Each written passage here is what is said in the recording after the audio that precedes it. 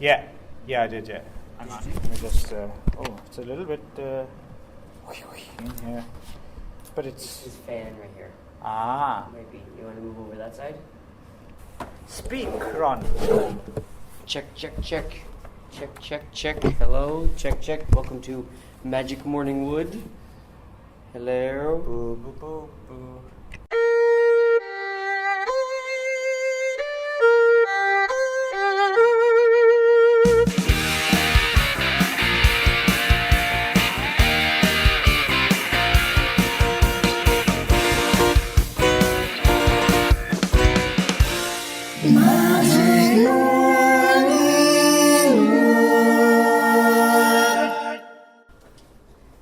Hello and welcome to Magic Morning Wood. This is episode 10. Yes. This will be released in March. No, February. February. Yeah. So happy February. So my name is Ron. Right, and Clive. Good. Okay. So welcome to the next episode. Our apologies in advance. There may be some background noise. Yes. There's some people walking around here, so... and we're a bit slightly whispery mode. So hopefully everything's okay today, so we will keep our voices down a little bit, but hopefully you can hear us okay. If not, turn up the volume. Yeah, or okay. just turn it off. Yeah. Anyway, so... no skin off our nose. Yeah. We don't even know, so probably there's no one listening anyway, so... except for... So today Your mother. Your mother listens. My mother, So you're jumping ahead. Today our movie for the month is the 1983 classic Sleepaway Camp. Mm-hmm. AKA Nightmare Vacation. Oh, really? I never heard that. In the UK, actually. Oh, really? Okay. And I found out, I didn't realise this, in Japan it's called Summer Camp Inferno. Summer Camp Inferno, really? Yeah, yeah. In Japan, really? Okay. Yeah. The VHS. So it's written and directed by Robert Hiltzik. Mm-hmm. I just wanted to just talk a little bit about why I chose this movie and where it Tell came me from. About your background, because I have no idea about that. All right, good. Yes, this is not the second time we've recorded this. No. This movie was actually the very first horror movie I ever saw. Wow, really? I had no idea about that at all. So the situation was I wasn't allowed to watch horror movies when I was a kid, and so I went to my friend's sleepover birthday party. And I believe his name was Matt Fox, not to be confused with Mad Foxes. Right. So we already made that joke, but anyway. And went over there, and he and the rest of the guys. Going smooth this transition. This re-recording. I mean, first recording. Yeah. So Matt and the other guys really wanted to, watch a horror movie, because it's the guys and there's doing a sleepover or something. Right. But I, of course, by this point had never seen a horror movie. I was not allowed to watch horror movies, and they were just sort of like this thing that adults did, and so I never. So I was a little bit very nervous to watch it, and of course, by today's standards, this movie is like pretty crappy. It's like very low budget. This dialogue and the acting is just abysmal. It's just but. Yet still, this movie has sort of like a place in my heart, and it's sort of, and I still, watching it again yesterday, I still have like crystal clear memories of some of the scenes from this movie, just because it was so, I was so impressed by it, or so it made such an impression on me. Now I've seen hundreds of horror movies, but still, this movie still stands out to me as I remember very specific things, not everything, but it's very specific things that I still remember. Right. So obviously it. We should. Just in case, before we get any further, we should, big spoiler alert. I mean, if you are going to watch... Yes. If you are going to watch Sleepaway Camp and you haven't seen Sleepaway Camp, then go ahead, do that first, because without the surprise ending... Of course, So definitely, spoilers, but of course, that being said, this was, of course, the height of the slasher movie. Yeah, peak slasher time, 1983. We already would have had 3 of the Friday the 13th, I think. Yeah, I think it was. So we were well into the it. Third one, I think. Yeah. So definitely, it was like killing people at a camp was definitely like in the public consciousness and stuff like that. Yes, and this is set at a camp that is pretty much Camp Crystal Lake, isn't it? Exactly. But it's Camp Arawak. Arawak. Yeah. which is upstate New York, I think. A place called Glen Falls, right. I think. Okay. I think, yeah. And and so anyway, so even though there's several movies that are very similar to this movie managed to stand out from the others by having this very shocking, surprising, different twist ending. Yes. Kind of thing, which was in some ways a little bit ahead of its time, I think. So and we'll talk about that later. But yeah. But anyway, so so just to back up a bit, so yes. Obviously the first time you'd ever seen a horror film, excited to sleep over, and the anticipation was, oh, this is forbidden fruit, blah blah blah. Do you remember what you actually thought of the film, though? Like, the first time you saw it, were you blown away, or were you just I remember relatively impressed, or scared? Were you scared? Were you actually scared? Or? Well, I think definitely. I mean, I wouldn't remember being scared all the way through, but I remember definitely the very last image, which is definitely that iconic image that stays with you. I remember that staying with me for a very, very, very long time. Yeah, and, well, it stays for a few minutes while the credits roll for the start. Yeah, and it's still there, and it's all right through the credits. So I remember it just being, like, burned in my memory for a long time. And I remember being quite difficult to sleep for a while after that, and I remember so I was quite, like, disturbed by it, kind of thing, of course. And then over the years, it sort of took on, as I saw more horror movies, and it sort of I started to kind of process in an adult mind what I had seen when I was a kid. It sort of became a bit of a joke for me, it's that very last line, which I won't give away yet. We'll give away at the end. But don't worry. Yeah, but definitely the spoilers are coming. Yeah. So, but definitely, like the very last line became kind of like, oh, what a stupid line, what a stupid idea. But now that I've gone back and watched it again, it was actually a pretty decent twist, I think. Right. So that you put it in context. Yeah. So right. So I apologize for the photocopier that's behind us. Yeah, that's a stipulation in our contract. That's me. Sorry, I insist on fax machine or photocopying noises on all my podcasts. Right, it's his contract. So. Yeah, and purple M&Ms. I picked them out for him. He makes me. He beats me. Help me. So anyway, enough of our hilarious comedy, Ron, and back to the film talk. So yes, I'm trying to think when I didn't see this at a particularly impressionable age. I don't think I saw this until after I came here to Japan. So it must have been early 20s.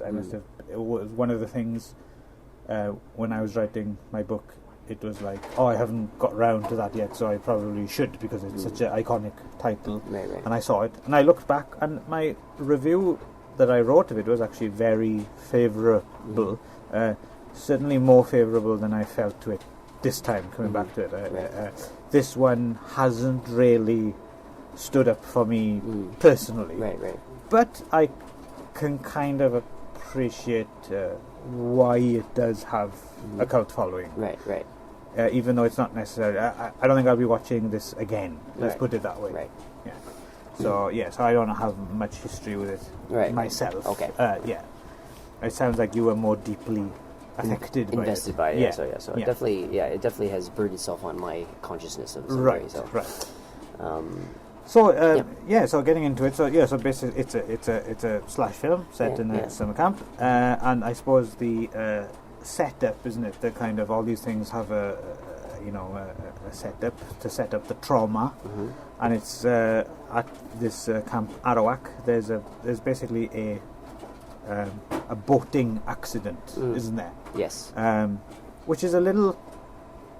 I'm still not quite sure what happened in this boating accident. Well, as far as I could tell, is like there's a guy who's like a lifeguard of mine. He's driving this motorboat, speedboat, right? And he's with a hot girl, and the hot girl wants to drive the boat. And right. He's like, no, you can't. You don't have a license. And she goes, oh, plus you're a girl, and you're a girl, and but at the same time, they also have a water skier on the back of the boat, which is it's a lifeguard, but a water skier, and so they're like, oh no, you can't drive it, and she keeps pushing him, and so finally he says, okay, you can drive it, and so she starts driving the boat, and then the water skier's saying, hey, look out, I have you, and they're like, well, we can't hear what you're saying, and blah blah blah, and she's turning around looking at the water skier, and at the same time they're heading right for this family, a dad and two twin boy and girl who have been on like kind of a catamaran kind of thing, like almost like a wind sail kind of thing. Right. That kind of is flipped over, and they're just kind of hanging out in the water.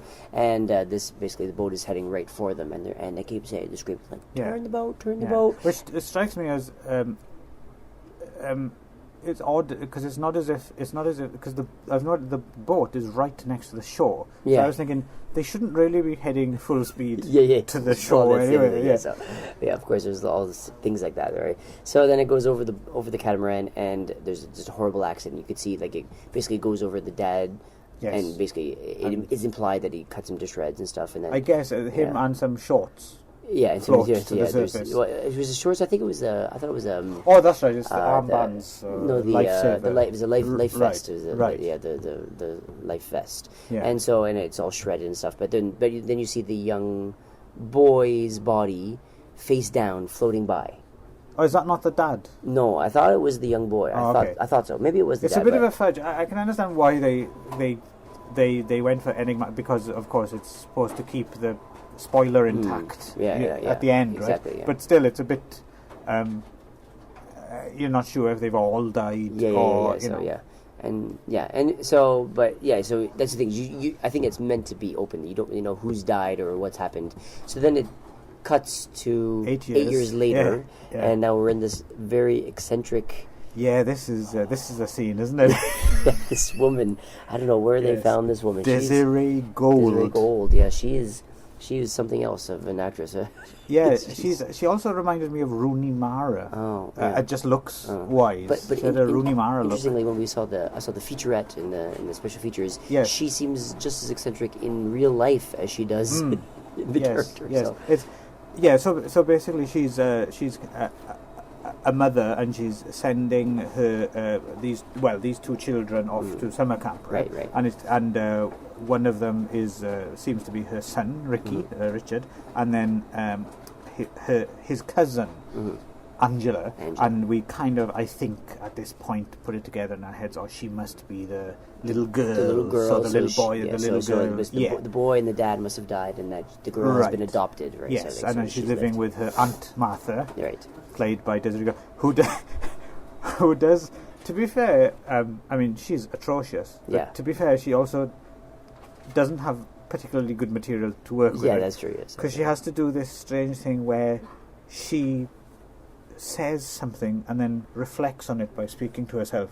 Oh, that would be terrible, wouldn't it? Kind of thing. And it's like, I'm not quite sure how you could do that well. Really, it's quite a poor conceit. Well, it's funny because in the featurette, when it interviews her, she was saying that she was like, even the script, she said the script was terrible, and she said she went to the director and said, I can't do this. Yes, and she was right. She was right. She was like, I have to quit. And so apparently Robert Hiltzik said, no, you're going to do that, you're going to do it. Right. And then she says, okay, and she loved it, but apparently she still couldn't do it because it was pretty terrible. But at the very least, we can understand it was probably quite difficult material to work with, right? Right. So she had these like strange lines and then these asides. So the idea you're supposed to get is that she's very strange, kind of a strange aunt. If they do the remake, I think I would quite like to see Rooney Mara acting exactly the same way. That would be so quite. They're supposed to bring a roommate. Oh, really? There we go. There we go. And you also said doo-doo, so I just wanted to put that. So anyway, so then the kids go off to camp, and it's. And Aunt Martha she also dropped a hint that I'm a doctor at some point as well. Oh, did she? Yeah, part. which kind of comes up later. Right. Maybe it's part of this weird fudge. Thing, but she does, and it's very shoehorned in there. Like the neighbour said something, and I was like, haha, of course I am a doctor. Right. Yeah. Very non sequitur. Right. Yeah.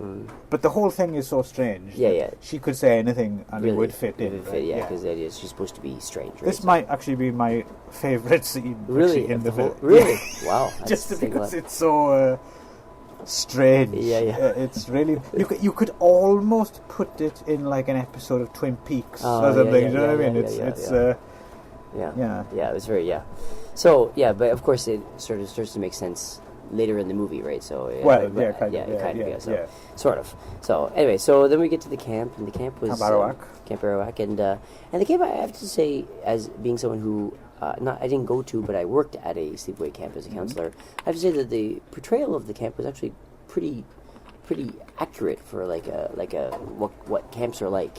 It was I was wondering about that more than like, because I've never been to such more than like Friday the 13th, which was very like kind of like Well, what I do like about it is I kind of appreciate. I mean, to be fair to it, is I quite like the fact that unlike the Friday the 13th movies, they're all kind of older teens. They're all mostly like counselors, right? I quite like here that you had the mix. Yeah. You had actually quite young children mixed in with the older teens, and they seem to actually choose kids close to the age rather than. Actually, in the featurette, Robert Hiltzik talks about he wanted to actually cast kids. But even as kids. before he brought it up in the feature, I remember thinking like, that's kind of. It has a bit of an authentic ring. Right. So it begs the question, Ron, when you worked in this summer camp, on the first day, did you stand off to the side and look at the young, fresh chicken and report on the baldies, we call them, as the overweight, pervy cook does in this movie? Well, on my first day, actually, I had broken my leg, and so I was standing on crutches, so I saying that, but it was quite a little bit different. I was only on one leg rather than two. So. Okay. I was even creepier. Awesome. So we were introduced to some of the counselors. But the one thing I found is that they have the teenagers as the counselors and the kids as the campers. But I found it like some of the campers looked older too, so I found it almost difficult to figure out who was the counselor and who was the camper, and I thought it was just like well, I got the feeling that it was younger kids and like older kids in a more supervisory capacity, which happens, right? That's not so unusual. So. And then some old pervs running the place. So I said that it was more authentic seeming, and I think it was because apparently when they filmed the movie that it was literally the parents of the actors who played the kids and the teenagers just dropped off their kids and left. It really was like a sleepaway camp, like in when they filmed it actually. So it was, I think, probably that lent itself to the authenticity, the authentic feel of. I'm wondering if like one or two of the parents like hung around just to see how a movie is shot, and they watched the fat cook deliver his lines. Anyway, they were don't know about this. I might hang around. So, but in those days, the 70s and the 80s, it was more of a tradition to leave your children in the care of paedophiles. It was a different time, of course, back then. So. Everyone's so sensitive now. Oh, me too.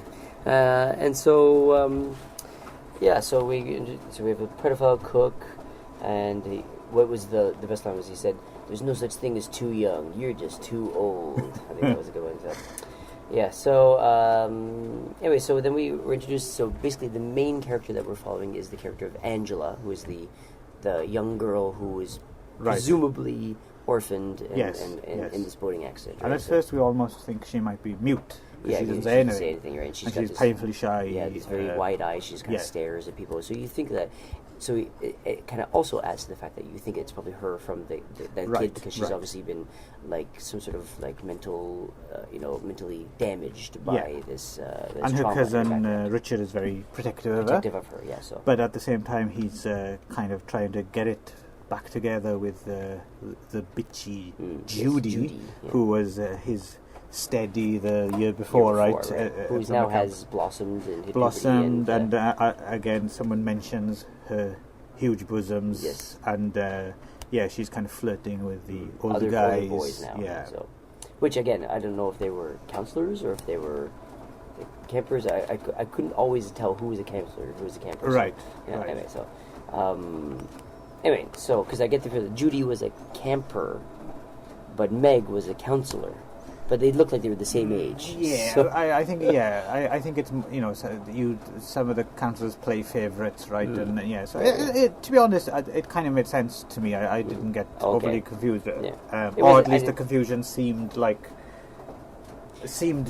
I think it was more like I didn't really care about it until there was the meeting about halfway through. There was maybe closer to the end where there was the meeting with the counselors where they were saying, "Oh, you get a day off. You have to take them camping." Yeah. And then it was Meg was there, and she was like, "Oh, well, you get a day off." So and then she makes the date with the direct camper. Oh, that's true. And I was like, "Oh, wait, I thought she was a camper the whole time, so I didn't know she was even a counselor." But Judy was not there, so Judy. That's the scene where I was introduced to a whole bunch of people we haven't never seen. met before. Yeah, so exactly. Speaking of which, there's another. There's an extended, overly long baseball game sequence very long, as well, very where they've dubbed on noises of a big crowd watching, right? And there's like no one there at all. So basically, the usual setup: disturbed kid, possible prime suspect, and of course, people are going to start getting murdered, right? And they seem to be people who have slighted or abused or bullied Angela. Right. And so because she's very shy and doesn't speak much, that she ends up becoming a target for bullying, which is, I think, in some ways it was a bit ahead of its time, this movie, in terms of talking about bullying, right? Because it was very, very, and I think the reboot will probably emphasize this more, I imagine, because it's more of a hot topic these days, which is that the bullying was quite obvious, that there was very, very severe and strong bullying, but there were less there were less rules in place for the zero tolerance and bullying kind of things from back then. So, but I don't know if they let the people get away with the bullying. To start with, and they talk about this in the featurette, they wanted to kind of justify, because the deaths are so horrible, they wanted to justify it, and by having the bullying being quite bad, and it gets off to a good start, because basically the first thing that happens is this fat paedophile cook takes Angela into the pantry, right, and he's kind of undoing his fly, and it's quite kind of that's quite near the mark, right? And nothing happens. Of course, he's interrupted, but that's the justification for him getting killed by a large pot full of stew falling on him. I think it was just boiling water. It was just water. I think. No, because he was putting corn and shit. It was really? like a big. It was like making some stew or soup, or it was just boiling corn, maybe. Just corn. Well, I was wondering. The water. So. All right, I was wondering about that because they were checking it, right? Is it ready yet? And so, but you're quite right, because it did strike me as strange that you just threw whole corn into a stew. So you would use that to boil the corn, right? I guess. Corn on the cob, right? So, but anyway, so before that, you have the scene where he's, Angela doesn't want to eat, so he brings her into the back to kind of see what you want, and he starts to take off his pants. Yeah, well, what's good about that scene as well is, I mean, even though we've only been introduced to this guy, he's clearly shouldn't be around children. I mean, obviously. So I quite like hiding it, right? I quite like the guy. What's his name? The very Brooklyn-y looking guy in the red shorts. Yeah. Who I love the bright white sweater and crucifix he wears in the featurettes. They're really muscly. So Ronnie D'Angelo or something. His name is Ronnie. So which is me. So. And clearly, and he's treating her with kid gloves. Oh, let's go and you think, oh, what a nice guy. And then he blows it when he's like, yeah, I'm just going to hand you over to the big fat perv pedophile guy who is so obviously not supposed to be around kids, right? So. And then Ricky comes in and finds him, and he starts yelling, and then he rams Ricky against the shelves several times. Which apparently in the featurette, the actor who is now much older now, of course, obviously, he's talks about that. Still remembering that time where he actually got these red marks on his back, but the director was just giggling, says, "Do it again, do it again." He ends up scolded by this huge pot of water or stew or whatever it was. And one of my favourite lines is. So the next day, the doctor turns up, and they ask him, "What's the prognosis, doctor?" He's badly burned all over. Well, he's badly burned all over. Yeah. So that was the best. Okay, thanks. I'm glad we've got a medical expert. The doctor was probably my favorite part of the whole movie. Is because then did you notice him later in the movie where he had the fake mustache? Yes. No, he had the fake. So so apparently he'd had this mustache for the first, and then he had to come back. He'd gotten another part where he shaved his mustache. Oh, wasn't that the deputy? That was the deputy. Oh, the deputy. Okay, it was deputy. Yeah, so the cop. No, this was the this was is the doctor. Yeah, doctor, right? So but him too. So he's like the doctor, obvious, right? So it just reminded me of that. He did the same thing with the kid that drowned. He goes, yes, he's drowned. He's drowned. Yes. It reminds me of the bit in Species where Forrest Whitaker is playing a psychic. Yeah. And he goes into a room and there's fucking blood and guts all over up one side of the wall, and he stops and goes, "Something bad happened here." So anyway, so interesting thing about this scene.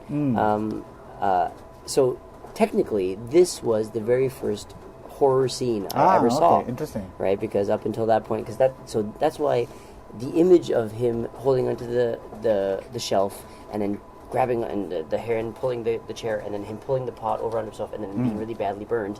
It was a blistering. The blistering was actually, the pus was actually like pulsating and stuff, which they blowing air through this thing, which was, the special effects were not that bad. Well, actually, good. The guy who did them, Ed French, he's actually like one of those unsung heroes of low-budget films of this time. Right. Yeah, actually, he went on to work in some big movies as well. But he did a lot of kind of New York area low-budget films around this time, and usually the best thing about these films are his makeup effects. He's one of those guys who managed to do really good work with no budget at all. So.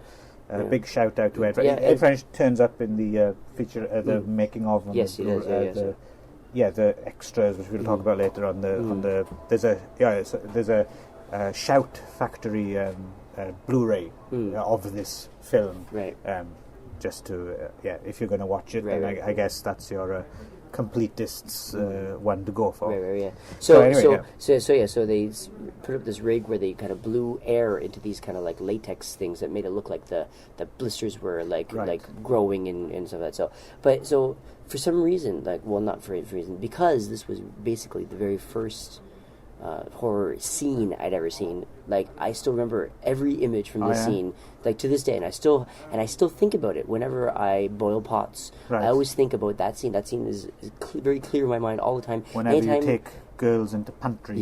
Well, not that part. It was just the pulling the pot over for some reason. No, but when you're doing that, when you I'm think, doing it, I remember. I can't do that. I might end up. All right. So that's so interestingly that first horror scene that I ever saw really has stuck with me as clearly as it has, and I was like, wow, I remember every single scene, every frame of this scene. Right. We got to have some additional commentators. So we've got, like, it seems that everyone wants screaming fans. Screaming fans, and it seems that the entire school has decided to photocopy everything they have right now as we're sitting here. So, The more gross than the special effects, though, in this scene is the fly paper in the kitchen. Oh, yes. I don't know if you noticed. Yes, it did. As another thing, kind of how times have changed. I can't remember the last time I saw fly paper. I mean, maybe you still get it at camps. Maybe. I don't know. I think probably have bug zappers and stuff. Yeah, it was a thing from my childhood, and just thinking, just my reaction to it. You know, I used to see them all the time when I was a kid, and you don't really think twice about it. But you look at it now, and you're like, why is there like a string of just dead bugs hanging like a decoration right in the very big front of the scene, pots and pans, exactly, in the kitchen, and no one kind of comments on it. It's clearly belongs there. And they do mention in the featurette where she talks they do. She talks about how they were real. They were just hanging there. So. But I think that's her in retrospect. Like us looking, I don't think at the time she would have thought. Thought of anything about it. So that's quite interesting to see these little things like that. It kind of distracts from the overall kind of what's happening. It's more of But anyway, so we get like the director telling the director's kind of thing is to hush everything up. Yes. He wants to keep going. And this is the cigar chomping. So it's full on like a real like stereotype of a kind of a like a guys, kind of a Mike Kellen. In his last film. Who was dying of cancer at the time. Oh, there we go. Apparently, and he died soon afterwards. Didn't want anyone to know that he was dying of cancer. Apparently, so he kept doing it. But interestingly, being the cigar chomping guy he was dying of cancer at the same time, right? Right. So, with his socks and sandals fashion. Full on, like a bit of a like a character, like a stock character kind of idea, and being kind of a bad guy, but basically he's trying to hush everyone up because he wants the camp to keep going, and he figures that it'll get shut down. That doesn't really play so well, does it? That plan of his. Right, exactly. So, so people keep dying, right? I have to admit, the death scenes. It's interesting that this was your first kind of exposure, because they're kind of non-typical death scenes. And so it's not like your first exposure was people being stabbed or sliced open or chainsaws or something. A pot of boiling water and then drowned underneath an upturned canoe. Yeah, and can't forget the curling iron into the vagina, right? Well, yeah, although I didn't really understand that's what was happening until I didn't either. So I remember that scene. I still remember that scene too from when I was a kid, and I didn't understand what was happening. I was like, well, what just happened? And I had to ask the other guys, and they had to tell me what was happening. Oh, did they know? Apparently they knew. So okay. I suppose it's clearly going somewhere, like the curling iron is going in somewhere. So that's one of the options, I guess. But it's not made explicit. No, it isn't. But they do make it explicit in the featurette talking about it. So they definitely is what you think it is. Maybe originally it was planned to be more explicit. Yes, maybe, and I guess. So. So we get things like we get general camp scenes, like the boys playing pranks on each other. I went off my train of thought. Yeah, so that's what I was going to say was, so if you're trying to kind of justify the excessive killings by the bad behaviour and the bullying, then the first one kind of makes sense. It's like, you are trying to rape this underage girl and you get burnt by a pot. Well, no one's going to feel sorry for you. But then, as it continues, there's at some point someone throws a water balloon at Angela. They're all standing on the roof of a cabin. Yes, and hang on, let me check my note. What happens to that character? I mean, they get killed for a start, which seems excessive for having a water balloon. thrown. I mean, it's not even, and they make such a big deal, like, are you okay? And she's knocked over, and you're thinking, she's very angry and stuff. Yes, you're all right. I suppose you could argue that it's an aggregate of all the, people she's putting up with all. But I don't know. It seems pretty even. I mean, you've got some people being mean, and then you've got other people who go out of their way to be nice to her. Yeah. So I don't know. It doesn't seem like, because they talk about that in the special features as well, that we wanted to make it so that that these killings were justified. But apart from maybe that first one, the rest of them I wasn't really overly sympathetic. Yeah, so you were mean to me, so I kill you. The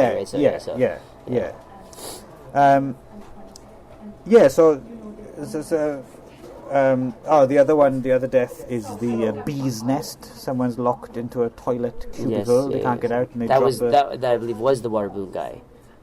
Oh, was it? It could be. I believe it was. Yeah. You could be right.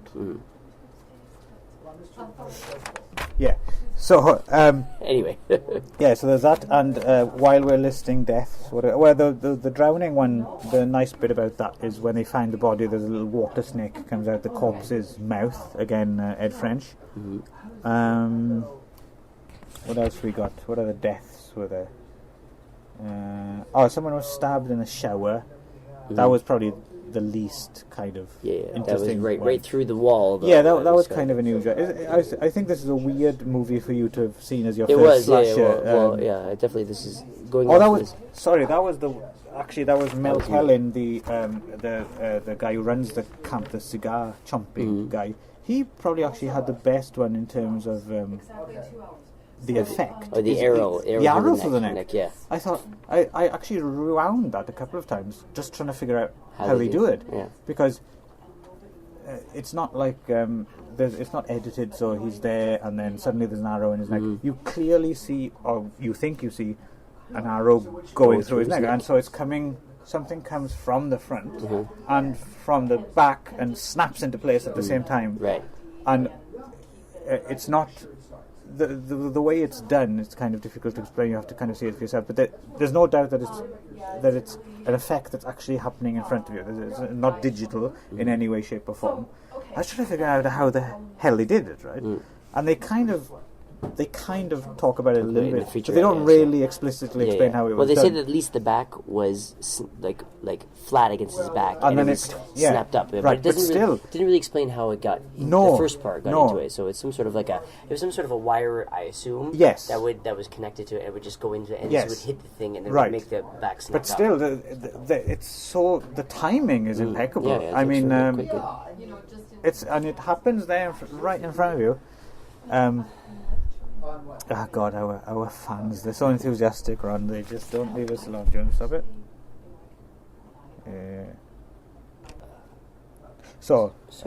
We took a little break there because we had to rescue a homeless man who'd been set on fire. Yes, and he also had an arrow through his neck, strangely enough. So. We thought that came before the podcast, Right, so of sorry course, listeners, so. but we did save a life. What did you do today? What did you do? Yeah. So Okay, anyway, so we were talking about the death special effects. We had the arrow in the neck, which was again quite impressive, and then of course there was the final death, which is the ending, which we'll get back to, I guess, later. yeah. Just other points, things I noticed. The boys in their bunkhouse had the poster for the Clash album, Combat Rock, Oh, really? on their wall, which I saw some. always one of my favourite I saw one Clash kid albums. So. I saw one kid with an Asia T-shirt, like the band Asia, which is the. Oh, I'm not familiar with the band heat Asia. of the moment. Yeah, it was like an *80s rock band. Yeah, so Okay. Asia. Were So they related to Europe or Europe, Final yes, Countdown? and America, I think. Yeah, so. Right. Yes. No. Yes. So that's my little observation. Oh yeah. The other thing was Mel Kellin, the old Director. No. The guy. No, the director of the. Oh camp. yes. Yeah. Sorry. Yeah. There's that scene as well, which you alluded to earlier, where one of the girls, she has the night off, right, and she goes over to this. And she's, young, attractive teen girl. Yeah. On her night off, decides, I want to go on a date with this kind of lantern-faced old man. Yeah. Pumpkin lantern-faced old man chewing a cigar. Yeah. That's kind of weird. Yeah. It was very. Bizarre. And actually, that's the one. She had daddy issues, I guess. Yeah. That's the other thing that, or 40s hoodlum issues. But that brings me to the other thing that makes this unusual as a slasher film as well is as well as the ending, which we'll get to, even though we keep saying that, we will. Just hold your horses. Hold your horses. Is the sexuality in it. So normally these things, there's abundant female nudity. That was the one of the selling points. There's nothing in this film, but you do get some man's no female asses. No, that's what I mean. Yeah. But you do get man's asses running around. Plus, as well, the ending is a kind of. Like you said, it's slightly ahead of its time, kind of LGBT queer cinema kind of goes into that. Difficult to say whether it's sympathetic or non-sympathetic, or even if they thought about it that much, I don't know. But I was wondering about Robert Hiltzik kind of sexual orientation. Yeah. I mean, not that it matters, but I was just kind of curious because they don't mention anything in the special features. No. Because it doesn't stand out as much as, let's say, for instance, Vic Salva's movies, like the Jeepers Creepers. Right. It's not that obvious, but there's something like a little bit kind of. Hang on a minute. You've got some men's buns. The kind of straight characters are kind of fat, lusty paedophiles. And then the main raison d'être at the end is this kind of transgender kind of thing. So there's something going on there. I think. I mean, quite possible. Yeah. I mean, at least you would think that. Yeah, I mean, but they don't mention anything in the special features like that. It was someone's kind of slightly twisted, confused way to deal with these issues via the slasher film. But did you think so while watching it? Does it strike you that it was? It was definitely a possibility. Yeah, it definitely occurred to me, but I'm not sure if it was that relevant or it really mattered. But not in and of itself, but I just mean in the context of the wider world of these slasher movies, it's notable, right? Because it's not as if they were like it's not like it was a which you got a little bit later on in the decade. It wasn't like they were going for a toned down like PG-13 slasher imitation. Do you know what I mean? So I was like, well, let's do all the slasher things, but there's no tits in it or anything like that. So it was kind of a strange choice to go that direction. Right. Because it doesn't tone it all down. It's not all toned down. It's like certain areas are toned down. So it's kind of an interesting choice. I was wondering if that had something to do with the editing that they did, specific choices, because he said in the feature that he was worried that they were going to get an X rating and that they were lucky to get an R rating. And so I was wondering if they were cutting out some other stuff to bring it down a little bit. So. I don't know. The only thing, I mean, because I can't see where anything would have been in terms of sexual violence that might, but just nudity by itself. Right. Because these things, they'd always have at least one, like, non-violent, like girls in the shower or something, you know. Of course, But nothing like that. It's kind of strange. And, let's face it, disappointing. Although those men's buns they were tight. They were so firm. Yeah, at some point in the movie, suddenly, even though Angela's like this kind of weird, like mute, like big eyes, kind of starey, kind of girl, which makes her the subject of bullying. Suddenly, at one point, she just suddenly becomes really happy and friendly and talkative, which is. I suppose it's because she finds a kind of boyfriend, right? Is it Peter? I believe is it Peter? Pete. Yes, Chris Collet was the name of the of the actor. Paul. Paul. There we go. Yeah, and Chris Collet actually became interesting. He became like a quite famous voice actor. Is that right? In Pokemon and things like that. So, all right. Yeah. I suppose we neglected this far to mention the name of the actress playing Angela as well. Felissa Rose. Felissa Rose, who in the featurette sort of reminded me a little bit of like one of the Real Housewives of New Jersey or something like that, right? She's quite like tanned up and big hair and right. She seems very enthusiastic about the film as well. She still loves it. So as does Jonathan Tiercy, who played Ricky, who seems to be they were the only two actors that they really interviewed. There was a little bit of Judy Karen Fields and of course Ronnie and Ronnie his a little awesome bit, bright white with the sweater. I'm guessing, I'm going out on a limb here, but I'm guessing he might have found God. Found God. He's maybe born again. Could be. Yeah, unless he already found it already. So, anyway, so then we get Meg, who's also the counselor, which is also why it surprised me that when Meg turned out to be the counselor, that she's basically bullying Angela, like yelling at Angela and being really rude to her, but she's apparently the counselor, which is I thought was very bizarre. She's the one with the 40s hoodlum fetish as well, right? Exactly right. Yeah. So, is she the one who gets the hair strangler? The hair straightener. No, that's she's the one in the shower. Oh, it's Judy who gets the hair straightener. Judy gets the hair straightener. Yeah. So the curling iron. So the so she like shakes. She comes up and she starts shaking Angela because she won't talk to her and stuff. And then at this point we find out that Angela doesn't shower with the other girls, which becomes a very important bit of information for later, right? The fact that why don't you shower? Right? So then it becomes that they start bullying her because maybe she hasn't hit puberty yet, or she hasn't, she doesn't have the other womanly thing, so she's embarrassed, whatever. But Right. of course, we find out later that it's for quite a different reason. Yes. Right.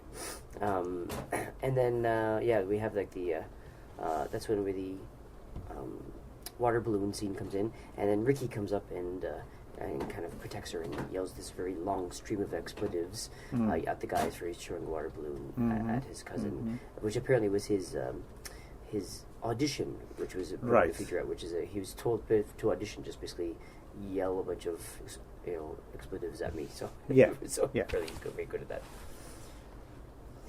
that. Speaking of Jonathan Tierson and Ricky, did you happen to see his god awful the music video? Yeah. Wow. I saw a few seconds of that. It was pretty terrible. Apparently he's a musician now. Other than the making of documentary, which I suppose was albeit not making of exactly, but just about that's about for our non-Canadian listeners. The rest of the stuff on the Blu-ray extras wise is you don't want to be watching that stuff really, do you? There's that, and the there's Judy the thing? What was that? I didn't get a chance to listen to any of the commentary tracks. Did you listen to any of them? No, I didn't. To be honest, I'd had enough. I wasn't going to watch. I can't imagine 3 more times. 3 different commentary tracks. Yeah, so I can't imagine. Tell us that much. Exactly. I can't even remember who it was. I'm assuming one must have been the director. Right. Maybe probably Fraser Rose. The actors or something. To be honest, this is one of those. Actually, even though we did mention the Blu-ray earlier, actually, I think this is one of those films for me, at least.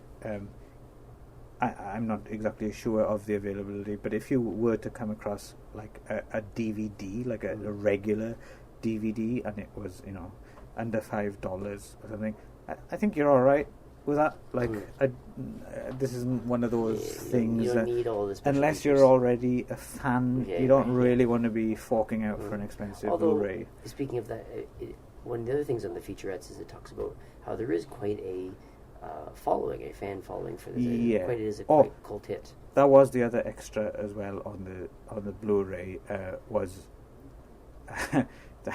they had a short documentary on how they did the restoration. How they did, and they managed to make it really boring. Yeah, I couldn't watch it. I thought it was going to be quite interesting, but the guy who was doing it was quite weird. The thing is, that stuff is quite interesting if you explain how the process works. But right? he wasn't but they doing didn't. anything. No, they just said we're going to do this now, but they didn't say how it's done. You just watched him press a button, and then the spools reeling. And then they would show pictures of like what was on the computer screen. Yeah. But they wouldn't explain what it was. No. They would just show or pictures compare what it was like before the transfer or You anything. don't know what that meant, right? No, So, exactly. So. It was one of the worst extras about, because I've seen those on other discs, and they can be sometimes more interesting than the movie, right? Movie itself, Anyway, at this point in the movie, one thing I wanted to talk about, which was I thought kind of odd. It was seemed to be related place. Was this dream sequence with the kids on the bed? Oh yes, This I'd forgotten that. Yeah. So there's like this kind of dream sequence thing where you don't know where it just comes out of nowhere. Right. Oh yeah, okay. And this feeds into what I was saying earlier about the sexuality as well, right? Because isn't it the dad who's in bed with another man? Yeah. And then it's got these two kids from the beginning of the movie on a bed together, and the bed is kind of spinning in this kind of like black void space, and the boy points at the girl. Yes, and I guess they're kind of emulating what they saw Dad and the man do, right? Yeah, something like that. Yeah, there's. It's not really quite. It's never even clearly made clear what is going on. But and the thing is, it's supposed to be significant, but it was never that. And the thing is, I'm guessing they put these things in because that the only reason you put these things in is that you try and pinpoint at what point someone went wayward or off the regular track or something like that. But the thing is, if they're just showing these two men together, shock. But then when they imitate it, they're a boy and a girl, so-called, normal. So in that case, it doesn't really work as a trauma. I think it made more sense if it was just like the the aunt pushing the thing, but I don't know. It just seemed like it was like two different explanations for the same thing, which they didn't seem to mesh together. So I was kind of like, what is happening? I don't understand what they're doing. So should we jump into that because now it's related? So there's one just before we get that. There's one thing which I thought was, I didn't think it was bad, but I thought it was jarring, but actually in a good way. But in the special features, the director mentions like he would now cut that out. Would be after a bunch of characters dies. There are also some of the smaller kids. They're out on like a little island or something, sleeping out under the stars. Like a trip, and at some point, the guy, the counselor in charge of them comes. He's been off, I don't know, investigating a noise or something, and he comes back, and these 3 quite young kids are dead, right? And that's quite. Oh, okay. That's a bit nastier than. And it also doesn't fit in with the whole thing with that it's supposed to be people who are mean to her, right? So, plus, are they covered in feathers or something? To be completely honest, when I saw the movie, I couldn't even figure out what they were. Yes, it took me a while to figure out. It wasn't until I watched the feature that they were talking about that he was like, "Oh, those are little kids." I was like, "Oh, those are little kids." I did figure it out, but it wasn't. More by his reaction, because he's like, "Oh my god!" and throwing up. I didn't even think that the kids were. I thought the kids had already left, so I thought it was like dead animals or something, or I didn't know what it was. It was something obviously that was like rotting or something. But it seemed that was quick. Yeah. Was it supposed to be? Exactly. The only thing I thought of is like if they were stabbed like in their sleeping bags or something. Was it like the stuffing from something like that? Yeah, maybe something like that. But then the other thing was that he was telling the kids earlier in the scene to get in the car. As in they had to get, as in they were a drive away. Right. So how did Angela get to the site specifically to kill these random innocent children and then get all the way back without a car? And there it is. And there it is. There's the spoiler. Sorry. We did warn them. So it's your fault. That it's actually Angela. Yes. So they spend lots of time in the movie trying to convince you that it's Ricky. The director of the camp is convinced that it's Ricky, and he keeps saying, "Oh, that's that kid. I'm going to get him. I let him get away, and I'm not going to." To be fair, not to be fair, I don't want to say that, but this scene as well, like, because he's fine in the movie, but this one bit where he rallies against the kid just doesn't work. At all. I saw it. He's dead. I think, are they going for the kind of Donald Pleasance, Dr. Loomis thing, maybe like something like that, the darkest eyes or whatever. But it just doesn't work. I think it's just that he was trying very, like, knowing what the ending was, watching it, knowing what the ending was. It was like there was very obvious how he was really actively, really trying to make the audience not think that was Angela was the killer. That was this other guy. It was just really, this is the killer. Look over here. It was very like a little bit too obvious, right? So yeah. And maybe my 10-year-old self was probably fooled at the time, right, kind of thing. But like now, it was sort of like even if I had never seen this movie before, I couldn't possibly think that I would actually think that he was really the killer. So. Yeah, no, they don't really. I mean, they could have added a few more like scenes of him seeing Ricky nearby where a body was found. Right. But actually, until that point, quite near the end, where he kind of has this throwaway line, I knew it was him all along. There's no indication that you thought it was neither later do we get the kind of flashback where, or even does he say, I saw you, it's just all of a sudden he's convinced this kid for no good reason, it seems. Exactly no good reason. But all the kids, for some reason, he seems to think it's this kid. Right. Although, to be fair, to further the audience's confusion or to make them think that it's this kid, they actually got Jonathan Tiersten, who plays Ricky. His hands were actually the ones in all of the murder scenes. All you see is the killer's hands. He actually used his hands rather than her hands. Right. So, which is also, and that goes right up to the point where just the curling iron scene. Yes. Where they actually see him standing with a wig in. Right.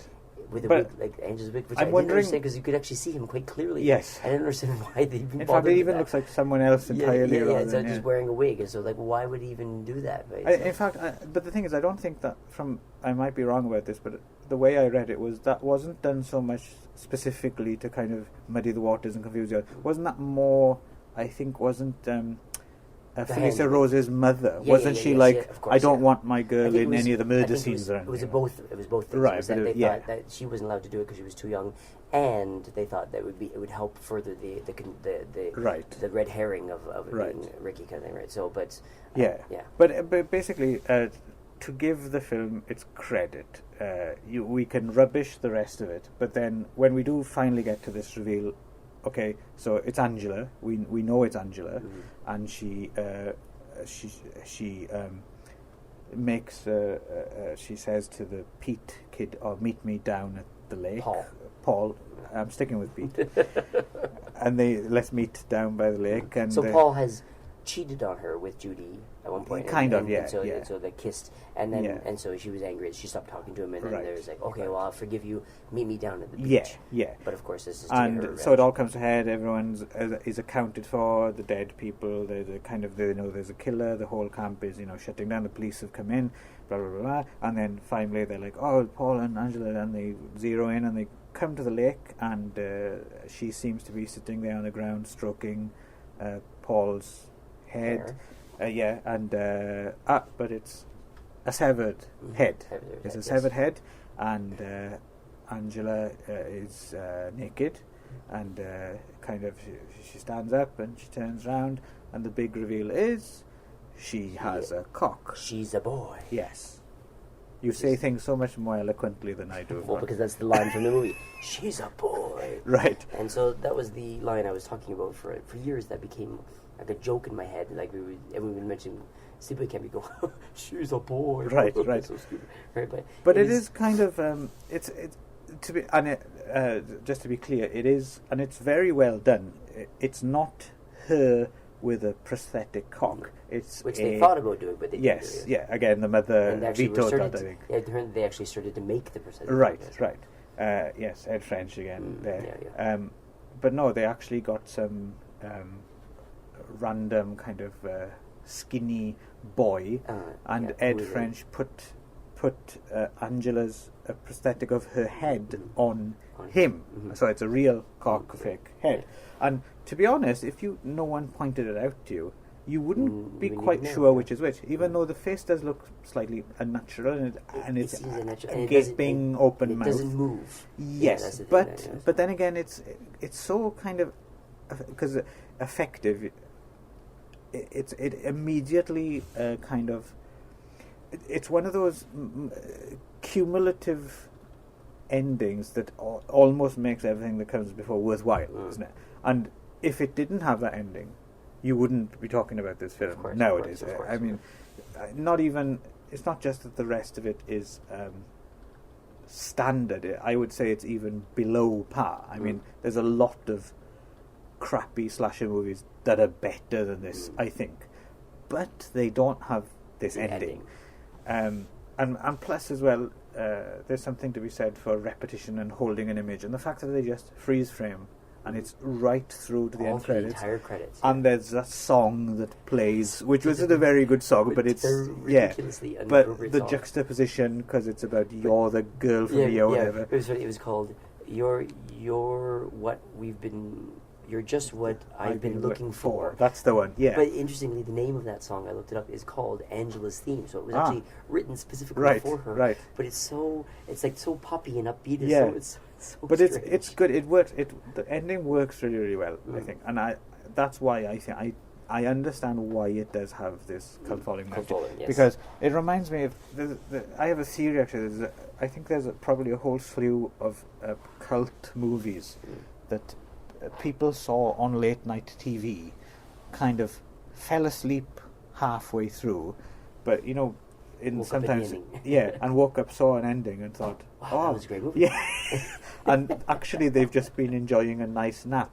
And the one that springs to mind is there's a film from the 60s called The Day Mars Invaded Earth, and it has a minor cult following, and it is exactly that kind of thing that did pop up on, no one saw it in theatres, and it wasn't, before the days of video, it just popped up on late night TV, and lots of people, and it's so talky and boring, but the very last image, and I'm talking literally the last 10 seconds of the film, has this kind of somewhat haunting kind of image, and I guarantee you most people watching this film at 2 a.m. in the morning fell asleep because it was so boring, and then woke up, saw a haunting image, and thought, wow, yeah, that was, nice cumulative effect. That was quite a nice, because that's exactly what happened to me with it. And then I went back and watched it, and I thought, this film is terrible. But that's a hell of a last few seconds, a nice poetic kind of. Yeah, so really, it was all. So you could tell that obviously the writer-director had this image was probably what he started with, right? It was almost like it was almost like this is what everything had to, and then he kind of had to fill in all the blanks to get there, kind of thing, right? So, and if we're going to take into account the lack of female nudity and that strange dream sequence and stuff as well, there's something going on here clearly, which obviously didn't come to fruition totally, and or it's. I mentioned earlier Ed French did effects for low budget. He worked a lot with this director called Tim Kincaid. He made a few movies, New York kind of horror science fiction things, one called Breeders, Mutant Hunt, a few other ones. And Tim Kincaid is also AKA hardcore gay porn director Joe Gage. Also, this is an update on an earlier episode. I did discover that the guy who directed Pink Angels actually did make gay porn hardcore under a pseudonym, but I haven't been able to figure out the titles of those movies. But apparently that was the case. So there we go. Yeah. So there's and his films, the films he makes as Tim Kincaid as well. They do have female nudity and stuff, but the approach is so different. Like you can sometimes sense when someone who isn't necessarily orientated the same way as the movie is kind of looking at it objectively or something, right? So so there's it's more because I'm putting this in because I'm supposed to put these in, but not looking at it from another perspective. Or it's all maybe even like a slightly satirical look or something, or look at these weird straight people and the way they act.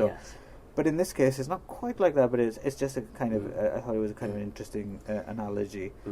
So one thing that we forgot to mention was the scene before the reveal of the Angela whole thing, which is that where it's supposed to kind of explain what's happening, whereas that goes back to the flashback to the aunt, Rooney Mara, to the aunt again, right, where she has she's talking to this child with a head wrapped up with bandages, so you assume this is just after the accident, and she's saying, oh, well, I've always wanted a girl, but, we don't need another boy, we already have a boy, so it's going to be great to have a girl, and then it comes over, and then the kid looks up, and you realize that it's the boy, and so that she's made the boy become a girl, right? And of course she's raised her as a girl, right? So that's why where the confusion came, especially with that dream sequence, was was it Angela's choice to become a girl, or was it the aunt's choice to make her a girl that she couldn't fight against, or was it? So that's where it got kind of a little muddled for me. It was like, well, why was she like? And then how is it that Ricky didn't know, or did he know? And was he involved I was wondering about that. If Ricky was aware, and that's why he was so and is that him playing when maybe were they incestuous? Maybe. But I think that the pointing was supposed to be the brother, not the cousin. So that's why I don't. Yeah. But then. So that takes you back to the beginning of the movie, and then so that body we saw floating isn't the little boy. Or maybe it was supposed to be Ricky, and he's pointing at her because saying that you're a boy or something. But it's all a massive fudge. But they luckily they get away with it because of the way. It doesn't really matter. It's all quite silly. But and the thing is, it's one of those things. It's one of those endings that's kind of interesting, just because it's strange that it's not only has it garnered this cult following, but it's also it's become a bit of a queer cinema favorite as well, right? Like finally here's a film that approaches these issues or whatever. But if you think about it, it doesn't really. It just has a girl with a cock as a shock. Even the director said like it was like a Crying Game ripoff, right? Even though the Crying Game came after this, but so anyway, this movie spawned. The director sold the rights, the licensing rights, and then they made a part 2 and a part 3 where they changed the cast. Yeah. Well, hang on, but just before you get there, I just wanted to go a bit further into this because do you think even this ending in terms of its sexual politics is? I can see. I mean, I don't think it is offensive. Don't get me wrong, but I can see it's more likely that someone would take offence to it rather than find it somehow empowering. Do you know what I mean? Is it just because it discusses these issues at all? Just the fact that it mentions it at all makes it notable? Makes it I think so. I think because, as I said, it was a little bit ahead of its time because I don't think there was any movie like this or would even talk about this kind of thing around that time. You know, I think these days, as I said, there's supposed to be a reboot of it this year, I believe, or next year, and I feel like it would be less. It will be certainly less shocking, but it will be more of a like a point to complain about. I think there would be more people that would be overtly offended by it than in the past. Maybe so. Because people just need things to be offended about these days. I don't know what they're planning to do with it, but I mean, if I was going to do it, I'd probably do something totally different, like take it in a different, rather than you can't just pull off the same trick. I don't think. I mean, because the fans already know it's coming, and other people, and people who haven't seen it before would at least would have heard about it, right? I mean, I think it's there's no really, you can't really avoid spoilers for this movie. Plus, now it is post-crying game rather than pre-crying game. So that's why I don't think it's as shocking because there's other movies that have done that kind of similar thing. And like you said, it's more potentially offensive, maybe to some people. Rather, I mean, because I'm assuming the reboot is a big kind of mainstream. I would assume so, yeah. Right. So I think so. Anyway, and you would think that definitely making the transgendered person mentally unstable and a killer might be something that people would take offense to. Exactly. Yeah, so, but I suppose it does have I mean, the lineage. I mean, it is kind of wends its way back to Psycho, right? Even though Psycho, I mean, he was a transvestite, right? And he was he was maybe homosexual, which was, kind of incestuous, maybe. Yeah, as well. I mean, there's a lot of stuff going on there, right? I mean, so I suppose you could say that it's in that tradition as well, which oddly enough, for some reason, hadn't occurred to me before now, but it seems so obvious now, especially with the shower scenes. But then again, the thing is, I get fed up with people always comparing shower scenes to Psycho, because the thing is, well, between Psycho and this, there were so many other fucking shower scenes. You have to wonder at some point when someone's inspired by the thing that something else was inspired by. Exactly, right. So, lots of frames of references. But of course, Psycho's shower scene is so famous that it's hard to not be. Think of that as a shower scene before anyone else. I guess. I suppose you can't make a film with a killer shark without thinking of Jaws. Right. Exactly. Right. So, Yeah. So as you so there were two immediate, well, not immediate actually, but sequels. They were shot back to back, but 5 years later with completely different casts. They recast Angela. Sorry, I've done this twice now, but Sleepaway Camp, quite impressive. Budget $300,000 or thereabout, just over. Pretty good. Yeah, because it does. Yeah, like we said, the effects are great. Yeah, really good, and it all seems pretty authentic in terms of the camp setting. And that. Yes. So. Yeah, but it's not a good film. I don't think. Even though I said so in my book, I'm telling you, that book seems worthless now. With this and Twin Falls, Idaho, and fucking if you own it, throw it out. Because it's funny how our opinions change. Yeah, because the same day as this, oddly enough, I had another rewatch. I rewatched the kind of so-called classic Hong Kong heroic bloodshed movie. John Woo's A Better Tomorrow, and that hasn't dated very well either. Really? No, I mean, I was actually quite surprised. It hasn't dated well at all. Okay. Yeah. I don't think I've seen that one. So, anyway, so there were 2 and 3. I haven't seen those. I heard that they were kind of more comedy horror. Yes. Kind of like the comedy parts of it.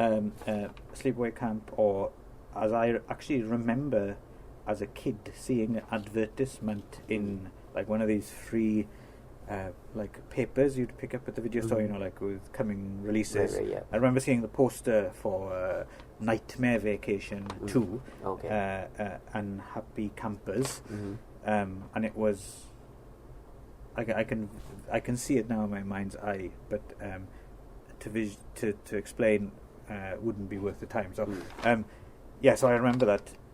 More, I don't remember, but I remember seeing and I'm wanting to see it because I was a horror crazed kid. But yeah, Unhappy Campers and Teenage Wasteland, shot back to back, parodies basically. They're parodies of slasher movies, starring Bruce Springsteen's sister Pamela Springsteen. There you go. As she's a counselor who kills kids, right? Right. And then, and I think she plays Angela, right? She play Angela. It's like Angela growing up. Something like that, yeah. But they just recast it. Yeah. To be honest, I didn't. I was a little bit on the fence. If I would, when I rewatched Sleepaway Camp a few days ago, if I would have really enjoyed it, I might have been tempted to rewatch the sequels for this podcast, even though I know they were shit. But I didn't bother because I know that it's quite different. So. Right, but this was such a disappointment. I thought, I wasted enough time. And then apparently, I guess he got his rights back, and then he released another reboot in 2008 called Return to Sleepaway Camp. Yes, but before that we had Sleepaway Camp 4, The Survivor, which originally came out. Well, they tried to make it in 1992, and then in 2002 there was a Sleepaway Camp DVD box set, and as part of that, there was like 34 minutes of footage that they never got finished. But no, I actually saw that as well. It's as pointless to watch that as it sounds. But what I didn't realize was in 2012, Sleepaway Camp 4: The Survivor came out again, and I'm not sure because I haven't seen that version, but I think they added additional new footage to link it all together. To actually make it work. So there is actually a Sleepaway Camp 4 feature out there now. For all you masochists.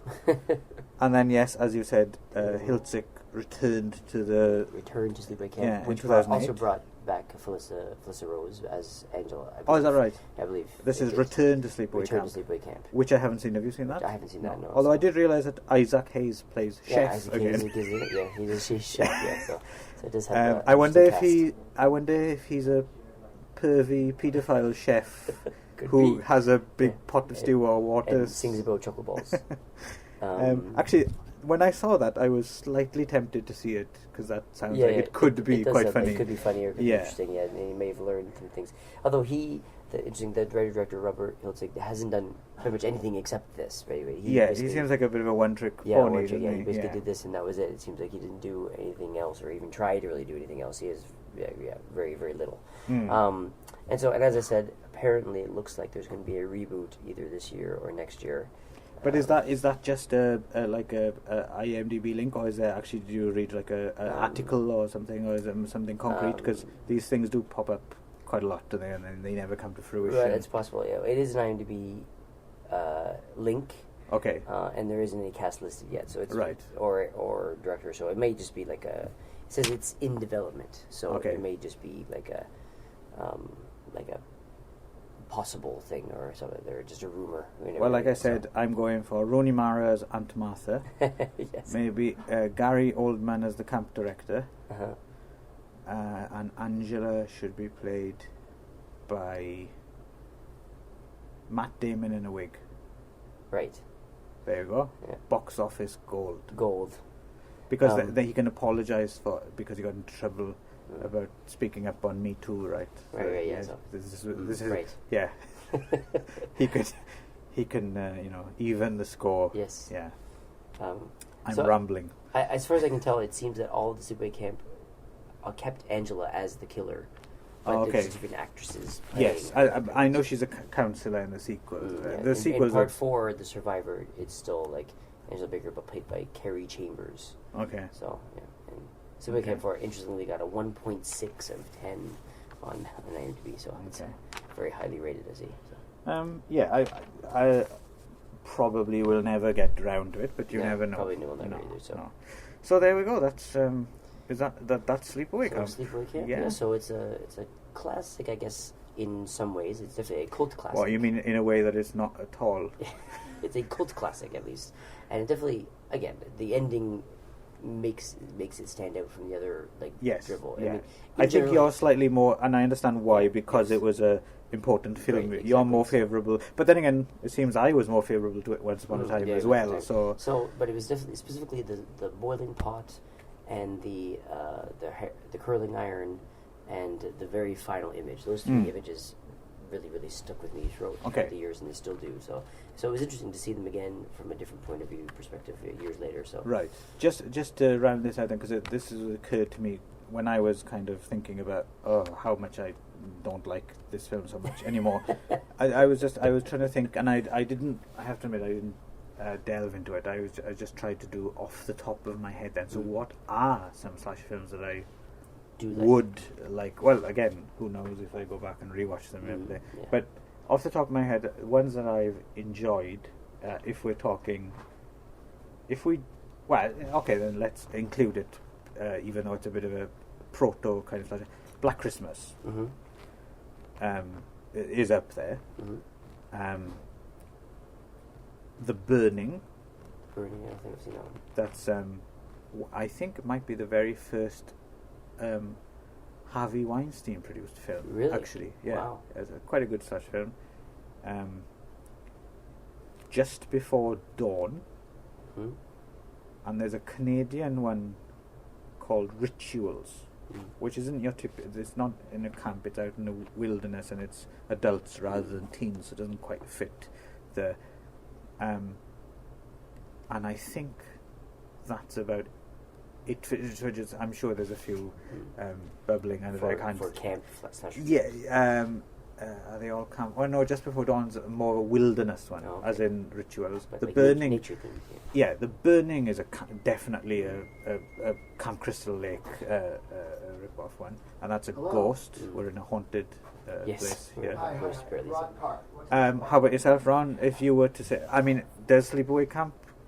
Does it count as one of your top slasher films? Well, or? again, I because as I said, it's got this kind of like place in my heart. Right. And but if you were going to be never forget your first, right? Yes. Right. So, but if you were going to be a tad objective, would it still be up there? I'd say it's not a particularly good film, and even looking at it in terms of like in the genre, even the deaths were not even particularly that good. You know what I mean? Not really. No. Yeah. So or even that interesting. I mean, a couple of them were kind of creative, but it wasn't that. So because I'm no fan of the Friday the 13th series, to be honest with you. But at least they do have some interesting kills now and again. So I mean, there's lots of different ones. My wife, for example, is a big fan of the Final Destination series, which are kind of slasher films, but they're that's a very different era, but nature slasher films. To be honest with you, I'm also a big fan of the Final Destination. Do you not like them? I like them too. Right. But I wouldn't say specifically that one was my wife. Yes, but they're fun. They're fun. They're I like fun. them. Yeah. So it's not really the same kind of slasher film. Good cinematic junk food. But I will mention that interestingly, that one of my favorite albums when I was a kid. Yes. My favorite albums was by Pamela Springsteen? No, by Weird Al Yankovic. Right, okay. So, Weird Al Yankovic, the parody musician. UHF, and does Eat It and and I'm Fat and stuff like that. Yes. So he had the album that he had when I was a kid, I listened to on repeat all the time, was called Weird Al in 3D, which is the album that has Eat It on it. There's parody of Eat It, and one of the other songs on that album is Nature Trail to Hell, which was basically a song parodying these types of movies, this genre of movie. And so it was, and I still remember that song. So I remember loving that song a lot. So, if I may be allowed one more digression, something that's always fascinated me about that film, Beat It, and I had to go back and check the film Beat It. No, sorry, the video, the music video. The music video, just the song. Sorry, Eat It, not Beat It. Oh, Eat It. The Weird Al parody. And I went back to check if this was the case. I went back to YouTube, and I've always been confused because he has these parody, and then at some point he says, "Don't you know that there's people starving in Japan?" Yeah. And I've always been like, yeah, I remember that really? As a kid, I just took it for granted. They're probably Japan, Ethiopia, same thing. And I was just thinking about it randomly one day. I was thinking, was there ever? I'm pretty sure Japan. I think they were all right in the 80s, right? so I did some just in case there was like some weird kind of random thing had happened, but no, the Japanese weren't starving. I can't remember specifically what happens around that area, but I feel like Japan probably just rhymed with something. So yeah. But it is a hell of a strange kind of comment to make. Yeah, I think so. Yeah, so I think it's just Asian country. Yeah, so. But I understand because I was like 5 or 6 then. But we because a grown man, you'd think he'd have a better. The Japan was in the bubble, right? So I mean, it was like there was everyone was. They were actually choking to death on how much food too they much had. food. Yeah. So anyway, that's Sleepaway Camp. So thank you very much, everyone. So even though you fucking did nothing. Yeah, even though and of course no one is even listening anyway. So thanks for nothing. So we'll be back next month with Clive's Choice. Which, we'll see. Yeah, probably. Something Ron won't like. Almost certainly, it's something that he's chosen just to piss me off. Yes. And and then we'll do that. So, and see you next time. And so, if you have any requests or something like that, we still don't have an email address, so please just keep it to yourself. Yes. Okay. And please donate to our Starving in Japan fund. Yes. And just remember, everyone, Clive's a boy.